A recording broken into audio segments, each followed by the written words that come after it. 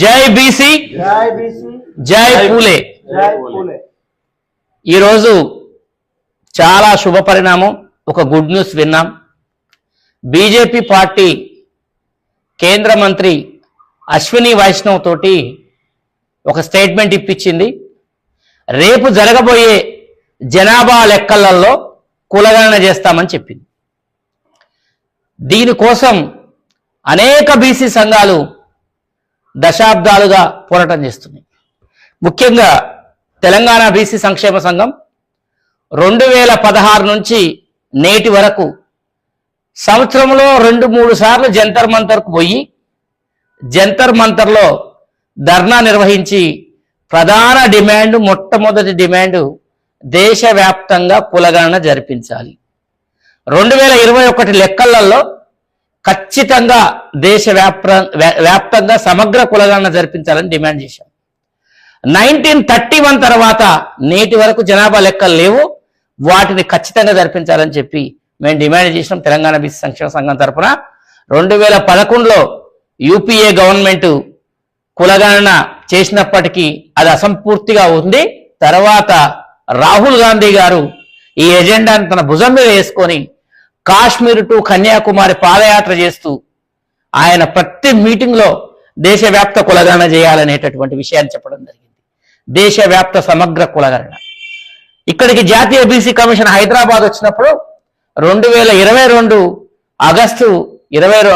September 22వ తారీఖున జాతీయ BC కమిషన్ని భగవాన్ లాల్ షాహీ గారి, అప్పుడు చైర్మన్ గా ఉండే భగవాన్ లాల్ షాహీ గారు ఉన్నప్పుడు, కిషన్ రెడ్డి గారు కేంద్ర మంత్రి, బండారు దత్తాత్రేయ గారు ఆనాడు హర్యానా గవర్నరు, ఇక్కడ తమిళసై సౌందర్యరాజన్ గారు తెలంగాణ గవర్నరు, వీళ్ళందరి సమక్షంలో ఉన్న జాతీయ బీసీ కమిషన్ సభను తెలంగాణ బీసీ సంక్షేమ సంఘంగా మేము అడ్డుకొని ఆ విషయంలో జైలుకు పోయినాం. మా మీద 151 సెక్షన్ కింద సైఫాబాద్ పోలీస్ స్టేషన్లో కేసులు అయినాయి. ఆ కేసులు కూడా భరించినాం. ఒక 100 మంది బీసీ సంక్షేమ సంఘం కార్యకర్తల మీద అయినాయి. బీసీ సంఘాలంటే మిత్రులారా మీరందరూ ఆలోచించండి. ప్రెస్ మీట్లకు పరిమితం, రిప్రజెంటేషన్లకు పరిమితం, రోజు ప్రెస్ మేనేజ్ చేయడమే పరిమితం, పోరాటం చేయడంలో ముందు లేరు.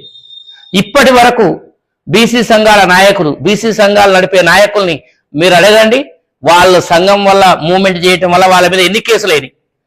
ఇక్కడ కేసులు అనే విషయాన్ని ఎందుకు చెప్తున్నా అంటే, మనకు పోరాటమే గీటు రాయి అనే అర్థం ఏంటంటే, పోరాటం చేసిన మీద మాత్రమే కేసులు అవుతాయి, లాబింగ్ చేసిన మీద కేసులు కావు, లాబియిస్ట్ మీద కేసులు కావు, పొగడ్తల పొగిడిన మీద కేసులు కావు. కాబట్టి మిత్రులారా, తెలంగాణ బీసీ సంక్షేమ సంఘాన్ని గుర్తించాలి. మేం చేసిన పోరాటమే ఈరోజు కులగణనకు పునాది అయింది.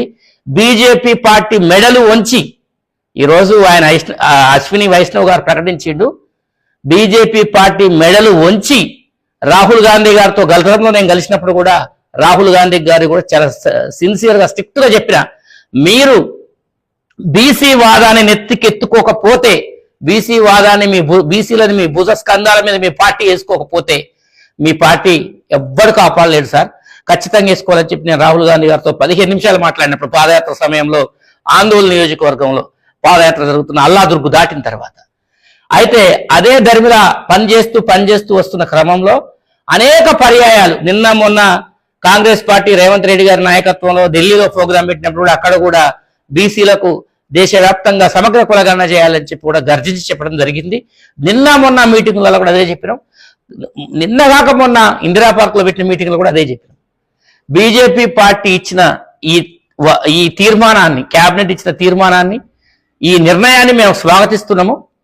కాకపోతే బీజేపీ పార్టీకి ఒక రిక్వెస్ట్ అనుకోండి, డిమాండ్ అనుకోండి, మా తరఫు నుంచి ఏంటంటే, సమగ్ర కులగణన ఒక్కటే సరిపోదు. ఈ దేశంలో సమగ్ర కులగణన జరిపిన తర్వాత ఎన్ని బీసీ కులాలు ఉన్నాయో అన్ని బీసీ కులాలు వాళ్లకు జనాభా దామాషా ప్రకారం రిజర్వేషన్లు ఇవ్వాలి. ఎక్కడ రిజర్వేషన్లు ఇవ్వాలి? విద్యలో, ఉద్యోగాల్లో, తర్వాత రాజకీయాల్లో, స్థానిక సంస్థల్లో, రాజకీయాల్లో, చట్టసభల్లో బీసీలకు రిజర్వేషన్లు ఇచ్చేంత వరకు బీజేపీ కాదు, కేంద్రంలో ఏ పార్టీ అధికారంలో ఉన్నా ఎంబడి పడతామని చెప్పి ఈ సందర్భంగా తెలియజేస్తున్నాం. మిమ్మల్ని వదిలిపెట్టే ప్రసక్తే లేదు. 75-78 సంవత్సరాలుగా స్వాతంత్రం వచ్చిన ఈ భారతదేశంలో బీసీలకు ఎంత అన్యాయం చేసిరో ఇక చెప్పనక్కర్లేదు. ఈ దేశంలో నిజమైన బాధితులు, నిజంగా పేదరికంలో ఉండి ఈ సమాజంలో బాధితులు ఉన్న వాళ్ళు బీసీలు మాత్రమే, ఇంకే వర్గాలు కాదు. ఏ వర్గాలకు వాళ్ళ వాళ్ళ వాటా దక్కుతుంది, బీసీలకు మాత్రం దక్కట్లేదు. కాబట్టి మిత్రులారా, దీన్ని మనం వెలుగెత్తి చాటాల్సి ఉంది. దీన్ని ఖచ్చితంగా దీనికోసం కొట్లాడాల్సిన అవసరం ఉంది. బీజేపీ పార్టీ తీసుకున్న నిర్ణయం ఆహ్వానించదగ్గదే. కానీ ఈ విషయంలో credit goes to Rahul Gandhi. ఎందుకంటే ఒక జాతీయ పార్టీ నాయకుడిగా ఉండి ఓబీసీల కోసము, సామాజిక న్యాయం కోసం ఆయన చాలా బాగా మాట్లాడిండు. నేను ఆ విషయంలో రాహుల్ గాంధీ గారికి పెద్ద ఫ్యాన్ అయిపోయాను. నేను రాహుల్ గాంధీ గారికి పర్సనల్గా చెప్తున్నాను. నా వ్యక్తిగత అభిప్రాయం ఏంటంటే, రాహుల్ గాంధీ గారి కృషి చాలా ఉంది బీసీల విషయంలో. మిత్రులారా, బీసీలు అందరూ కూడా ఈరోజు బీజేపీ పార్టీ ఎంతో ప్రెజర్ చేస్తే ఆర్ఎస్ఎస్, బీజేపీ ఈరోజు దారికొచ్చి మేము బీసీ జాతీయ స్థాయిలో సమగ్ర కులగణన చేయడానికి ఒప్పుకుంటున్నామని చెప్పింది. మేము ఇంకొక డిమాండ్ చేసినాం గతంలో కూడా, ఆర్ఎస్ఎస్ కు చీఫ్ను కూడా ఒక బీసీ కులానికి సంబంధించిన వ్యక్తిని పెట్టాలని చెప్పి మేము డిమాండ్ చేసినాం. అది కూడా చేయాలి. దేశవ్యాప్తంగా సమగ్ర కులగణన జరిగిన తర్వాత విద్యారంగంలో రిజర్వేషన్లు అనేటివి జాతీయ స్థాయిలో నుంచి వార్డు మెంబర్ స్థాయి వరకు ప్రతి ఒక్కళ్ళకు వాళ్ళ వాళ్ళ జనాభా దామాషా ప్రకారం రిజర్వేషన్లు ప్రకటించాల్సిన అవసరం ఉంది.